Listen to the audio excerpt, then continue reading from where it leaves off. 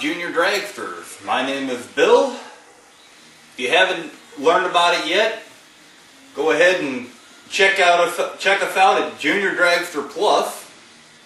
That'll be, I'll add a link at the bottom of this video here. And my username on the board is Wild Bill. Go ahead and ask it all the questions you want. There are no silly questions, just, we've heard it all before and we've all been there before. So go ahead, give us a shout out and check us out, and we'll all be more than happy to help you. Now, on to the video. Alright everybody, welcome back to another Learning About Junior Dragsters video. You guessed it, we're talking rear tires. This video we're going to be mounting and dismounting slicks using the Harbor Freight small tire changer. So, let's get to it. Alright, got you moved in close enough. Well, about as close as I can get you. Let's see, first thing we're going to need to do, you're going to need to have your hubs mounted in the wheels to be able to use this Harbor Freight small tire changer. Because otherwise, without the hubs, there's just not enough meat on the wheel to actually engage anything, and nothing is going to hold. As a matter of fact, it's kind of a bear to get anything to hold as it is, just because we don't have a key in the... Maybe if you could have, if you had an old piece of axle that you had a key in, you could use that to clamp that hub down, make everything go a whole lot easier for you if you could actually keep the wheel from spinning on the tire changer. But it can be done without it, so let's get to it. First thing you need to do, go ahead and take your Schrader valve out. This won't even. Wow. Tell me I'm going to get... Yeah, you've got to take the Schrader valve out. That way when you're breaking the bead down, you're not fighting any residual air or creating any air pressure.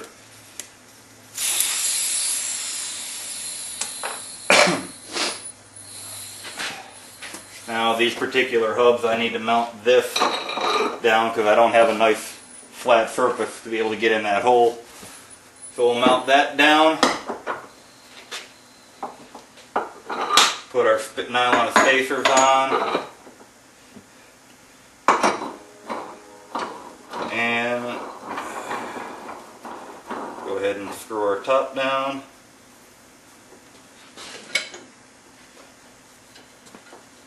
Where did I put the pin? There's the pin. As I drop the pin, right back where it was. It's a little helpful to leave this top loose so you can actually spin it around as you go to break the bead. You want to make sure that your tire changer is actually secured to something. Clamping it to the table here is not ideally secured, but it does work. I'd much rather like to have it in the vise. The vise is a little too tall on my workbench. Thinking about making a receiver hitch to mount it securely underneath the workbench. Now, as you can see, you just pull this red handle down into the bead. Pry on this one. It may take a couple times, but eventually it'll go. But you do need to keep some pressure on the foot as you pull down. And there she goes. Got that one. Now we need to take it apart, flip it over, break the other side.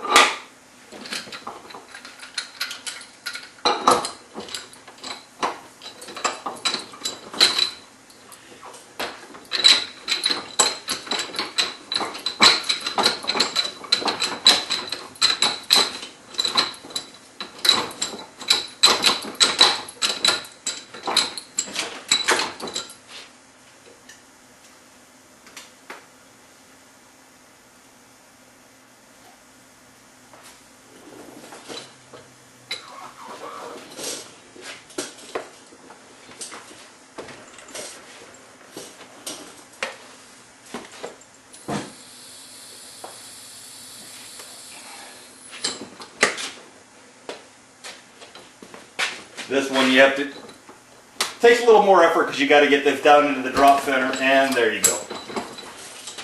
Drop center on these wheels are offset to one side pretty deep.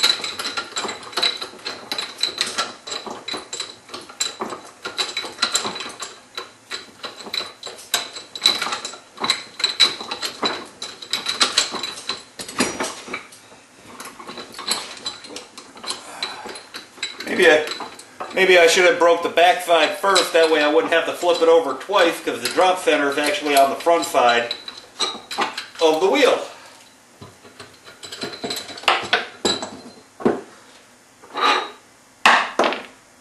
You'd think I'd remember that.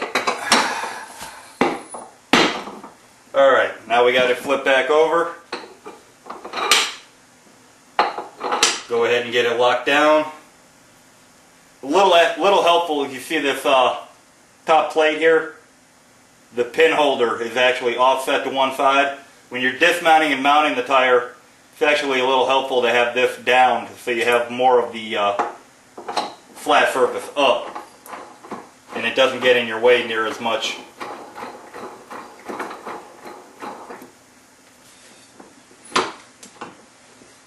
Get her centered on there as best we can.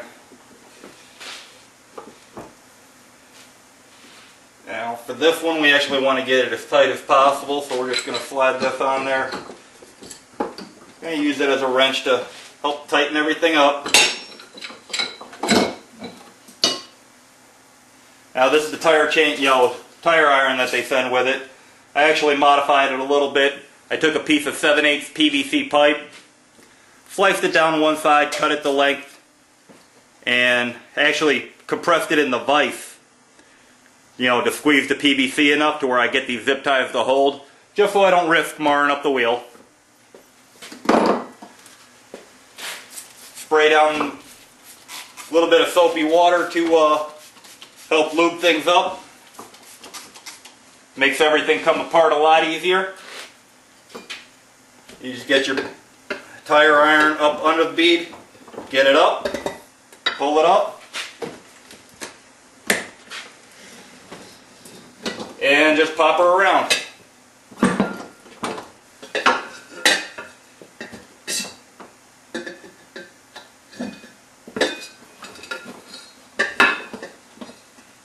You got to make sure you get when you're doing the second bead, you got to make sure that the bottom bead is up in this drop center, otherwise it will not come off. Then you just pull it up, rest your tire iron tool against your center post, and walk it around until she pops off. One tire off. Alright, got our tire off. Now we can remove our wheel. What I'm actually doing, I'm not changing tires, I'm actually changing wheels, because these wheels had a different bolt spacing on the hub versus the new hubs that I got for this car. So first thing, we'll talk about the wheel a little bit. That was an 18x7. This is actually an 18x8. So putting it on, we're going to have to do another little slight modification to our Harbor Freight small tire changer. But one thing I did want you guys to notice, when you get a new wheel, especially in here in the valve stem area, I don't know if you guys are going to be able to see that, with slight little burr, or chamfer right there on the lip where they drilled the hole. You're definitely going to want to check your wheel over, make sure there's no sharp edges. If there are, just get a little deburring tool, get in there, clean everything out so you don't end up cutting your valve, creating a leak.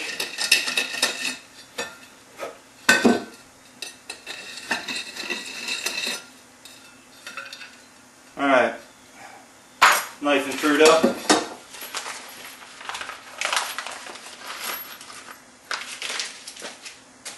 I like using a screw-in valve stem.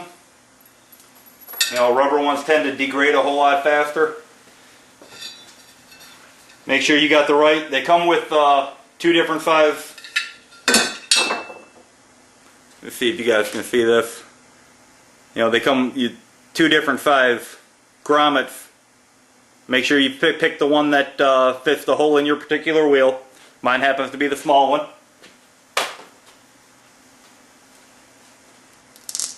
You slide your grommet over your valve stem. Put your valve stem up through the hole. Put on your washer. Put on your nut.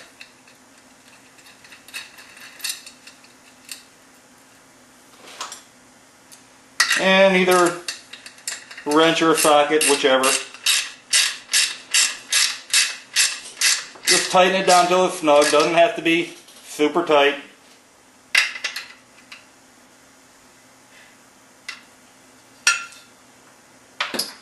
And there we go.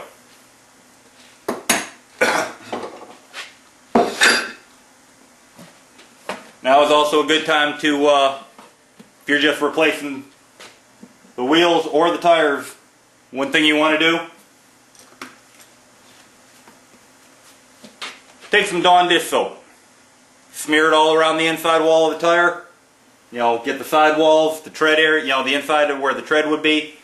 Helps prevent any sidewall leaks out and any air escaping through the actual rubber of the tire. I'm going to do that off camera. We'll see you later.